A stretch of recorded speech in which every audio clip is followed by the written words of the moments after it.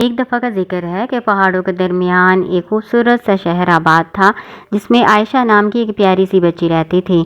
عائشہ بہت مہربان اور زندہ دل کی مالک تھی۔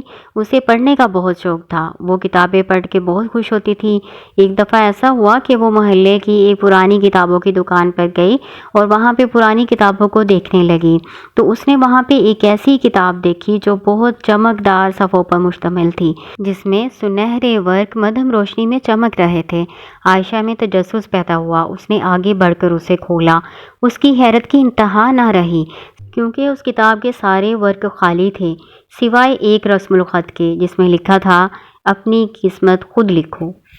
الجھن کے باوجود عائشہ کتاب اپنے ساتھ گھر لے آئی اور اپنے سائڈ ٹیبل پہ رکھ دی۔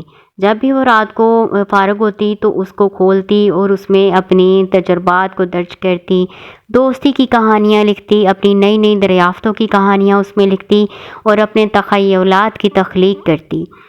اسی طرح دن ہفتوں میں اور ہفتے مہینوں میں بدل گئے۔ عائشہ بڑی ہو گئی اور وہ اس کتاب میں اپنے سارے احساسات ڈالتی رہی۔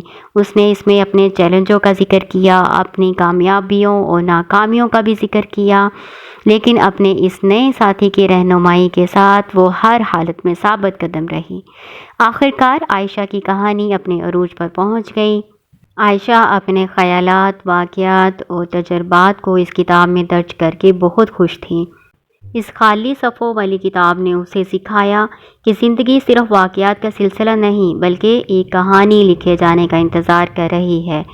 ایک ایسی کہانی جس میں غم بھی ہے، خوشی بھی، حوصلہ بھی ہے، ہمت بھی اور لامتناہی امکانات بھی موجود ہیں۔ اسی طرح پیارے دوستو، عائشہ کی کہانی اور اس کی کتاب کو یاد رکھیں اور یہ کبھی نہ بھولیں کہ آپ کی تقدیر کو تشکیل دینے کی طاقت آپ کے اپنے ہاتھوں میں ہے۔ اللہ تعالیٰ نے جو نعمتیں اور صلاحیتیں آپ کو عطا فرمائی ہیں ان کا شکر ادا کریں اور ان کو بہترین طریقے سے استعمال میں لائیں۔